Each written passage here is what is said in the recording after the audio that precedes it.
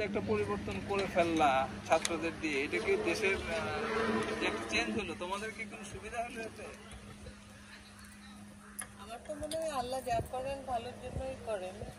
নিশ্চয়ই একটা পরিবর্তনের প্রয়োজন ছিল, সততার প্রয়োজন ছিল।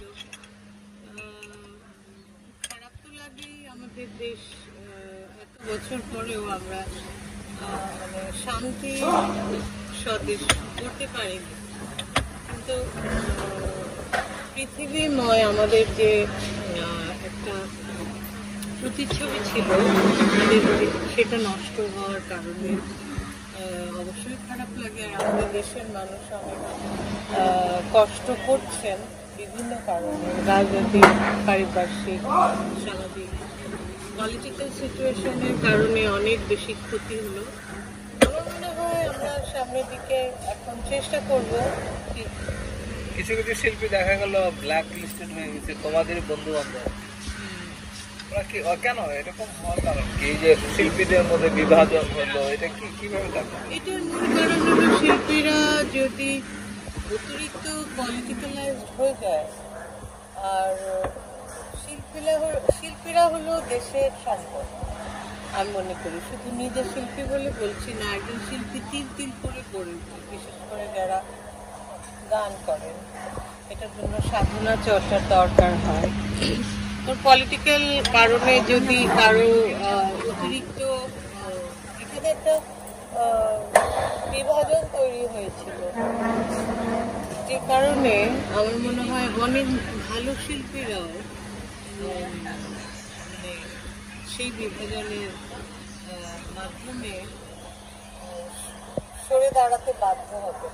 কিন্তু আমাদের মনে হয় আমাদের বাংলাদেশের মানুষ কিন্তু গান পাগল, ছবি পাগল, নাটক, খেলাধুলা সব কিছুরই পাগল। আমাদের বাংলাদেশের মানুষ কিন্তু ক্ষমা করে দিতে জানে, এটা একটা অদ্ভুত ব্যাপার।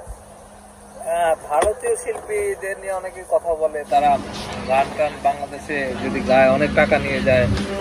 তোমার কি মনে হয় এটা কি, এই ট্রেন্ডটা কেন, এবং এটা কি সমর্থন করো নাকি তুমি সমর্থন করো না? আমি বহু বছর ধরেই দেখছি যে অনেক নাম করা শিল্পীদেরকে নিয়ে আসে, তারা হয়তো সাবকন্টিনেন্টে অনেক বেশি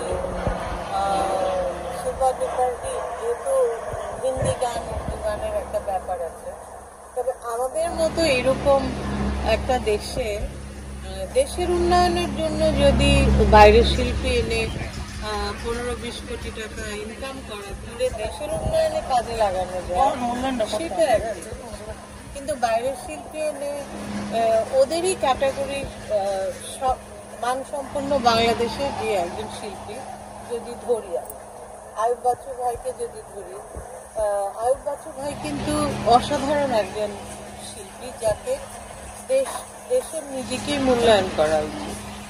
জেমস ভাই, মানে আমি একটা জাস্ট উদাহরণ দিচ্ছি, এদেরকে যদি 1 কোটি টাকা 2 কোটি টাকা দিয়েও গান করানো যায় বাংলাদেশে, তাহলে আমার কাছে মনে হয় যে সেটা বেশি সম্মানজনক, এবং নিজের দেশকে সম্মান দেওয়া এবং নিজের শিল্পীকে সম্মানিত করা, এবং সেটা আর্থিক সাপোর্ট, যেটা তাদের মূল্যায়ন অনুযায়ী যেটা পাওনা তাদের, সেটা পাওয়া। মানে দেশের শিল্পীদের মূল্যায়নটা করা উচিত। হ্যাঁ, এটা করা উচিত আগে, তারপরে বিদেশি শিল্পীরা যারা অনেকেই 3 কোটি 2 কোটি 4 কোটি 6 কোটি 20 কোটি নিয়ে যাচ্ছে। আমাদের দেশের তো এত সাধারণ মানুষ এখানে না খেয়ে মরে, ভালো করে বাচ্চার স্কুলের ফিটাও দিতে পারে না। এখন তো আরো বেশি কষ্ট, করোনার পরে তার যুদ্ধ সারা পৃথিবীব্যাপী। আমার কাছে মনে হয় সবকিছু যখন সংকুচিত হয়ে আসছে, আমাদের দেশের মানুষ যারা বড় বড় বিজনেসম্যান, ইন্ডাস্ট্রিয়ালিস্ট, তাদের উচিত বাংলাদেশের শিল্পীদেরকে প্রমোট করা, তাদেরকে বাঁচিয়ে রাখার চেষ্টা করা এবং তাদের কাজকে আরো বেশি মূল্যায়ন করা। বিদেশের যারা আছে তারা তো ওদের দেশে অবশ্যই মূল্যায়ন, তাই তো তারা সারা পৃথিবীর ব্যাপী পরিচিত।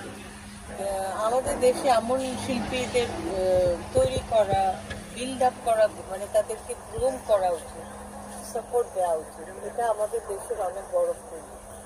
আজকে এই বছরের শেষের দিন, অর্থাৎ এই যে আগামী বছর কালকের থেকে শুরু হচ্ছে, নতুন বছরে তোমার কোনো স্পেশাল কোনো পরিকল্পনা আছে মিউজিক নিয়ে? আসলে প্রতি বছরই তো সারা জীবন নতুন বছরে আমরা কোনো না কোনো প্রোগ্রাম করতাম, কিন্তু এবার আমরা নিজেরাই সব বাদ দিয়েছি। কারণ আমাদের দেশে যে ডিজাস্টার হয়ে গেল, এরপর আসলে আনন্দ কোনো অনুষ্ঠান করার কোনো পরিকল্পনা নেই। আজকে দিনটা পরিবারের সাথেই কাটাবো, হয়তো এই যে আজকে আপনার সাথে কাটানো হলো। আর আমার কাছে মনে হয় কি যে সামনের দিনগুলো কি করে ভালো হয় তার জন্য নিজেকে মানসিকভাবে তৈরি করা এবং সেভাবে কাজ এগিয়ে নেওয়া। আমার মনে হয় ভালো কিছু হবে, আমাদেরকে তো বাঁচতে হবে। তোমার নিজের অ্যালবাম বা নতুন কোনো ধরনের কিছু করার ইচ্ছা আছে এই বছর? আমার এই বছর আমার ইউটিউব চ্যানেলটাকে ডেভেলপ করার জন্য আমি প্রচুর গান আছে আমার সারা জীবনে, যেগুলোর হয়তো ভিজুয়াল কোনো কাজ হয়নি, অডিও আছে, ওগুলোকে ভিজুয়াল করে আমার ইউটিউবে ছাড়ার ইচ্ছা আছে।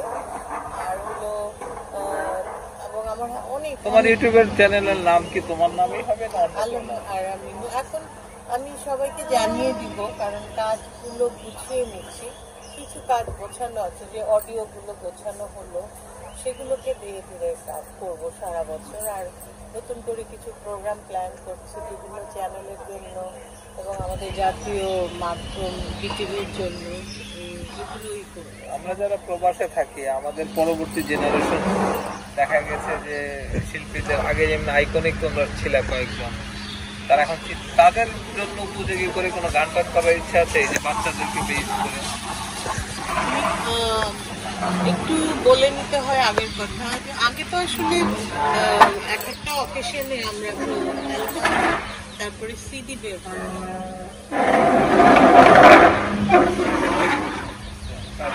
আল্লাহ জানে, এডিট করে দিতে হবে পরে। আচ্ছা আমরা এক ভাইয়া একটু পরে 5 মিনিট পরে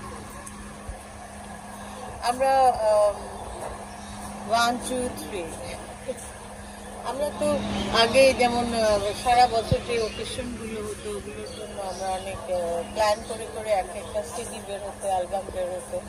ওইটা একটা উৎসবমুখর সময় ছিল, যে আমাদের সবার একটা করে ডুয়েট, সলো, মিক্স অ্যালবাম বের হতো, আধুনিক ফোক ব্যান্ড। তো এইবার আমাদের সারা পৃথিবীতে আসলে এখন সিঙ্গেলের যুগ, একটা করে গান বের হয়। তো আমরা সেরকম গান আমি গত 3-4 বছর ধরেই আমি নিজে কম্পোজ করছি এবং সবার জন্য করছি, নিজেও গাইছি, সবাইকে গাওয়াচ্ছি।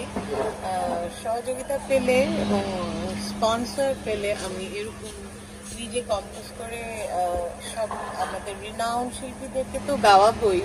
তাছাড়া আমার ইচ্ছা আছে একটা স্কুল করার, সেই স্কুলে বাচ্চাদেরকে নিয়ে কাজ করব, কিছু ছোটরা গান করবে, তাদেরকে দিয়ে আবার টেলিভিশনে করানো, এগুলো একটা প্ল্যান আছে।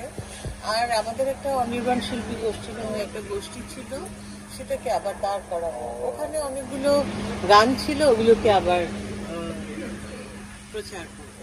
তার মানে আমরা একটা জিনিস পেলাম, সেটা হচ্ছে খুব শীঘ্রই খুব বড় করে আলো মারা মিনুর একটা ইউটিউব চ্যানেল আসছে।